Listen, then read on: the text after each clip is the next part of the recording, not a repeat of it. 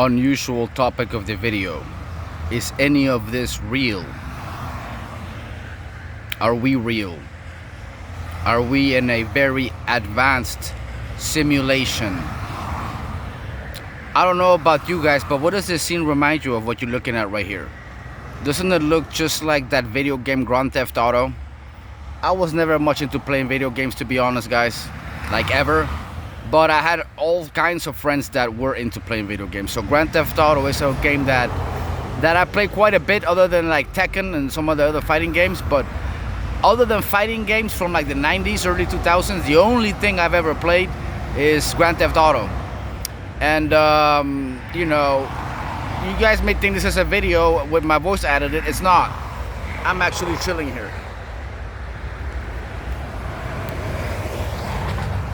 See, right here. What's up, guys?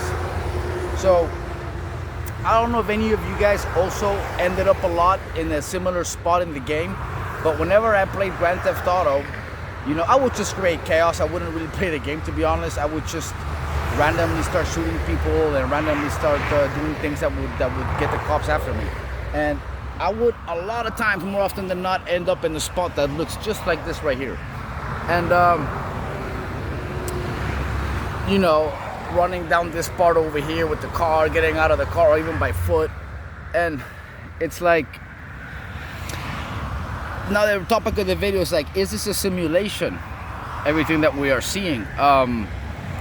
You know, I don't know if you guys know that Elon Musk actually has said that there's only a 1 in a billion chance that we are in base reality, which means that he's actually over 99% convinced that this is a simulation. And there's a lot of people that also think or believe this. Now, before I get to the whole, what I think about if this is a simulation or not, what my personal opinion is, I will tell you guys one thing that I've believed in for years, and that is the law of attraction. And you guys may wonder for how long. Well, honestly, the law of attraction, I've been sort of doing it since I was 6 years of age, maybe almost 7. I kind of figured out when I was a kid that if I really placed my mind on something, that I would end up getting it. There's many examples that I can give you guys in some other videos that I will do in the future about my childhood. But also what you guys see me do, all the Van Damme stuff I do, all the kicks that I do, all the Bruce Lee stuff, all that stuff, I was already attracting it in my mind back then when I was a kid, because that's what I knew I wanted to do. Like, I did not want to do nothing else. For example, if there was some video out that said that money changed McGregor, and money changed this person, money changed that person, money could never change me, because I grew up with money, like a lot of money, and all the luxuries you can think of. I even lived in a private beach in front of my apartment. All I wanted to do is train and fight. All I wanted to do, you know. So it's like, I've always been like this. And so I've always believed in the law of attraction. There was when I first started bouncing in Disco Beach, the first gig I ever had, I'll link the video up here if you guys haven't seen that one, about my first ever bouncing gig that I did after my first MMA fight. This was like the trashiest club of the nice clubs where I worked at, the first one. And Baby was by far the classiest club in probably all of Latin America, the most famous club in all of Acapulco, all of Mexico. And so people would always, you know, compare these two extremes, because people always compare extremes. So back then I was already thinking, like, what would it be like to work in Baby? What would it be like to work in Baby? And back then I was like 20 years of age. So 20 years of age. So I would not work in Baby until like another 11 years from there. 10 years. Another 10 years after this, I would finally work in Baby. But I also lived for like 2 months, 3 months in a house, in a building, a house inside of a building that's literally right in front of Baby. So I had like the view towards Baby in my balcony, next to a jacuzzi. My girlfriend was a real estate agent, and she just happened to have that house available for us to live in for a little while. And we lived there for about 2-3 months, and I had the view to Baby the whole night, and I would sit there every night just thinking about what it would be like to work, thinking about what it would be like to work there. And not even then, like years later, you know, I ended up working as a head of security of Alebrije. I ended up doing other security gigs. And here comes the good part. You guys probably seen that I played myself. If you guys haven't seen it, I'll link it up here or at the end of the video. I played myself. I played a bouncer in a series, and I punched the main actor in the face. Now, a lot of people would think or assume that I got that gig after I started working in Baby-O, which is what a lot of people assumed, which when people assume that, you know, I don't tell them that it's not true. But the truth is this. When I got that gig for Baby-O, it wasn't because I had worked in Baby-O. I had actually only worked in Alebrije as head of security. I had done other things. I knew nothing of Baby-O yet. I hadn't even been there as a customer. My dad was a regular customer, like very known there. But not me. I never really felt like going there, to be honest. My dad tried to take me many times, but I just never felt like it.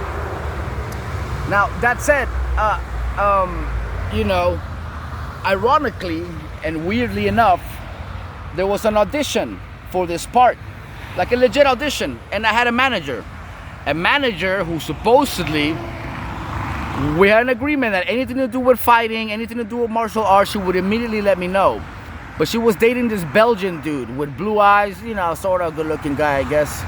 And she had just met him. He was a tourist. So she didn't even inform me of the role for the bouncer in Baby-O. Can you guys believe that? She didn't inform me, even though I had done a lot of gigs for her already. And she didn't inform me of this, so I didn't even know it through her.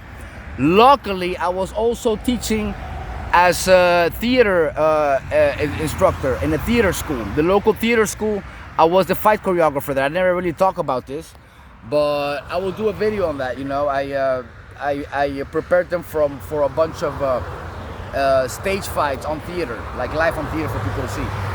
So I was teaching in this theater school. I had a bunch of actors as my students, and one of my students who was with a different agency knew about the audition because she was also called in to do audition to be an extra, to be one of the girls that's dancing in the background. So she said, "Hey AJ, you know, they want a bouncer for a Baby-O scene. This is like totally you. You should come here." I'm like, okay, like how come my agent didn't inform me? Maybe she doesn't have this gig. I didn't even know if my agent had it or not.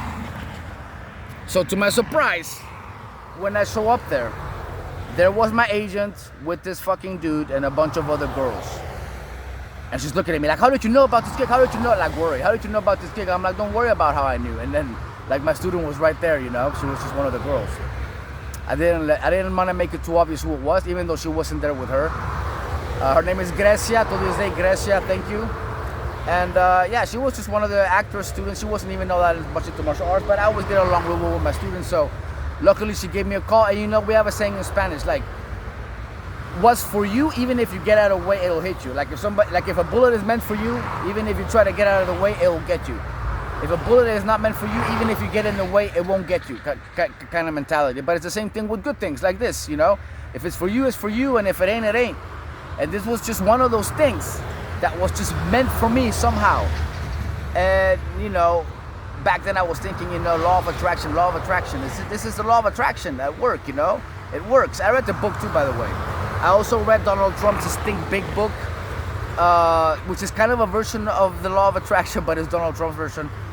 You know, I only read that because my mom gave it to me. She was always like, she still is a Donald Trump fan, unbelievably enough.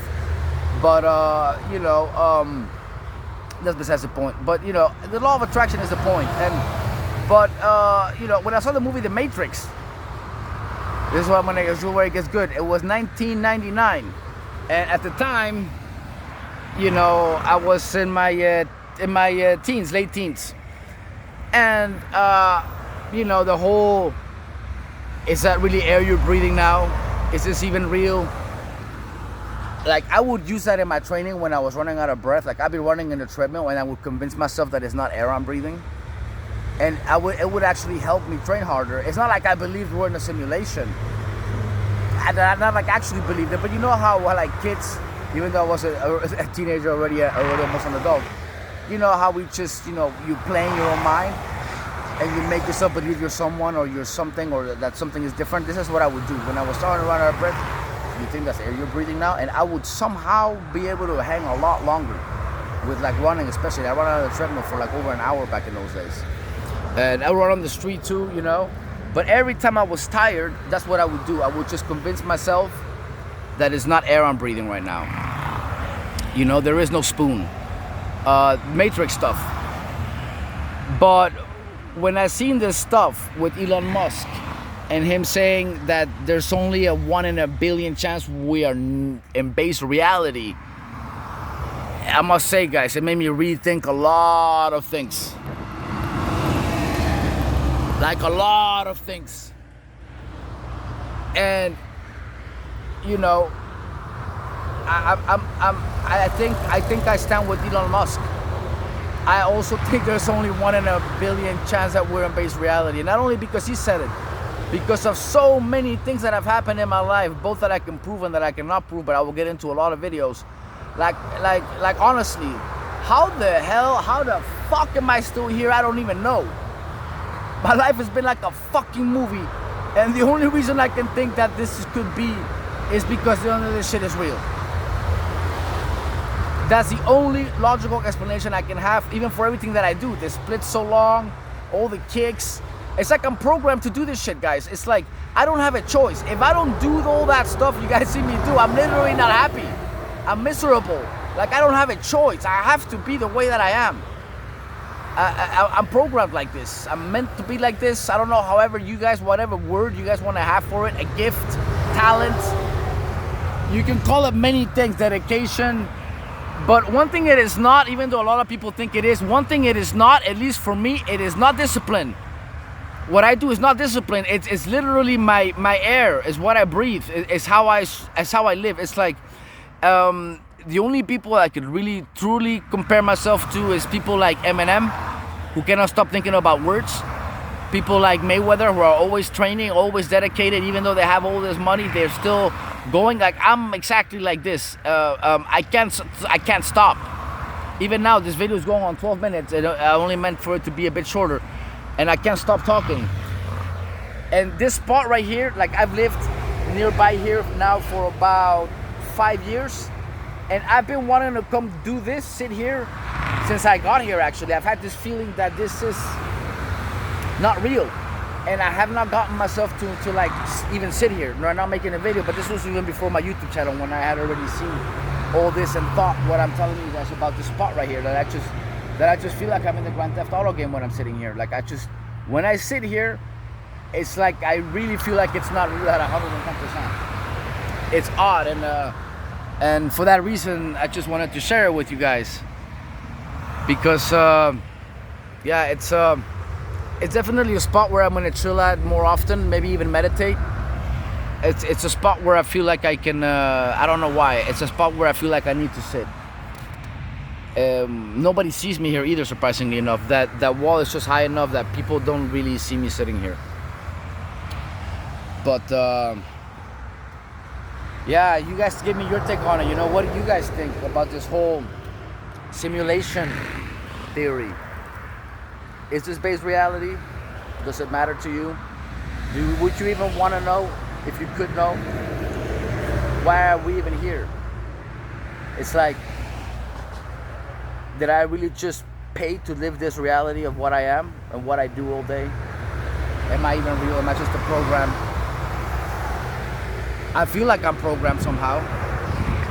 It's like, you know, when I was in school, I could literally not think about nothing else, guys, other than martial arts. And, you know, now they've sort of proven that when you're thinking about kicking, when you're thinking about punching, that if you're actually thinking that you're working out, when you're not moving, your muscles actually grow. This is one of the reasons why I think my legs are so humongously big. Because they've been big like this for years. And this is what I would do in class. I would always think about kicking. Even now, one of the tricks that I do now, guys, that I will share with you guys, when I'm sitting in splits for long periods of time, I imagine that I'm doing a wheel kick with both legs at the same time. Like I imagine that I have 4 legs, and I imagine that I'm throwing wheel kicks with both legs simultaneously. Maybe it's hard for you guys to imagine, but I actually envision this shit, and I actually do it. It took me a while to be able to do it, but I'm actually doing that now. And so I'm getting a big stretch in, and I'm flexing my legs in a full splits, thinking that I'm throwing wheel kicks each time at full speed, and I'm really flexing and doing the movement with my legs while I'm sitting in full splits, and my heels really cannot go anywhere because my weight won't let me. I do sets like this now, guys. I've never done this before, but another reason why I think this might not be based reality is you guys may wonder, have I ever had knee issues? I've had my share of knee issues. Pain here, pain there, you know, and I've always gotten rid of them somehow. I wait long enough, it goes away, and it never comes back. Some will call it luck, but I don't know. Is this real? Like, so many other people mess up their knees and they haven't done half as much as me. Not even close as much as me. I mean, I have a lot of tricks and ways that I manage to kick on a regular basis and do splits on a regular basis that I will share with you guys, but it all comes down to the same thing, that I'm always thinking of this. I'm always thinking of this. Like, I can't stop. Anybody that knows me knows what I'm like. Like, it's so easy for me to teach someone. Like 2 hours, 3 hours go by like this, even though I should only be doing one with them. Yeah, I mean, is this real? Is this real? Anyways, tell me what you guys think. I'm really curious on the reactions of this video. To the next video, guys. Catch you later.